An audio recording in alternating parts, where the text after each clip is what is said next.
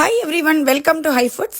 இன்னைக்கு நம்ம எல்லாருக்கும் ஃபேவரட்டான சிக்கன் கிரேவி பீட்ரூட் வச்சு எப்படி செய்யறதுன்னு தான் இன்னைக்கு பார்க்க போறோம். ரத்த சோகை இருக்கவங்க, அனிமிக்கா இருக்கவங்க ரெகுலரா இந்த பீட்ரூட் குழம்பு சாப்பிட்டுட்டு வந்தீங்கன்னா உங்க ஹீமோகுளோபின் லெவல்ஸ் நல்லா இம்ப்ரூவ் ஆகும். அண்ட் பீட்ரூட் பிடிக்காதவங்க கூட இந்த கிரேவி மாதிரி செஞ்சு சாப்பிட்டா ரொம்ப விரும்பி சாப்பிடுவாங்க. இது செய்யறதுக்கு ஒரு ப்ரெஷர் குக்கரில் கொஞ்சமாக எண்ணெய் ஊற்றிட்டு 2 வெங்காயம் போட்டு உப்பும் போட்டு நல்லா கோல்டன் ப்ரௌன் அளவுக்கு வதக்கிடுங்க. 2 டீஸ்பூன் இஞ்சி பூண்டு பேஸ்ட் போட்டு 30 செகண்ட்ஸ் பச்சை ஸ்மெல் போகிற அளவுக்கு வதக்கிட்டு இன்னைக்கு 500 கிராம்ஸ் போன் மிக்ஸ் பீசஸ் உள்ள சிக்கன் தான் நான் சேர்த்துருக்கேன். இந்த கிரேவியோட டேஸ்ட்டை கூட்டுறதுக்காக உங்ககிட்ட இறா இருந்தால் கூட ஒரு 10 பீஸ் சேர்த்துக்கலாம், கொஞ்சமான அளவும் சேர்த்துக்கலாம். கிரேவி நல்ல டேஸ்ட்டாக இருக்கும். நான் ரொட்டி கூட சைட் டிஷ் வச்சு சாப்பிட்றதுக்காக சிக்கன் ஒரு 500 கிராம் சேர்த்துருக்கேன்.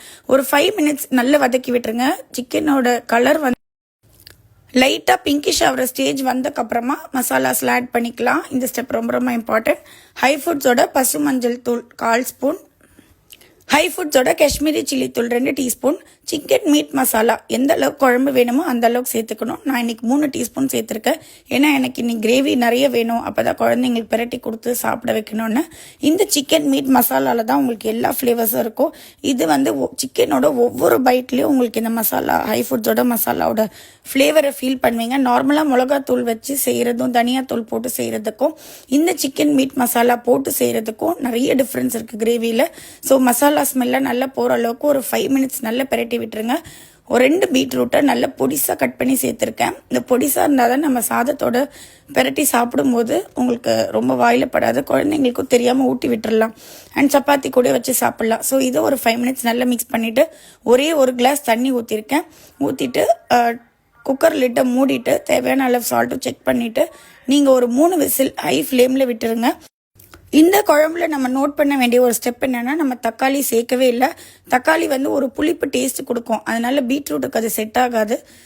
நல்ல விசில் நல்லா அடங்கினதோ நீங்கள் ஒரு 3 பத்தை மட்டும், ரொம்ப தேங்காய் சேர்க்கக்கூடாது, அப்புறம் கிரேவி ஒரு மாதிரி ஆகிடும், டேஸ்ட் போயிடும்.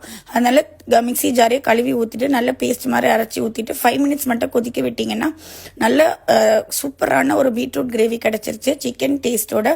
இந்த கிரேவியை சாதத்தோட பெரட்டி சாப்பிட ரொம்ப சூப்பராக இருந்துச்சு. சப்பாத்தி, இடியாப்பம், தோசை எல்லா டிஷ்ஷஸ் கூடயும் சூப்பராக இருக்கும். இட்லி கூட ரொம்ப சூப்பராக இருக்கும்.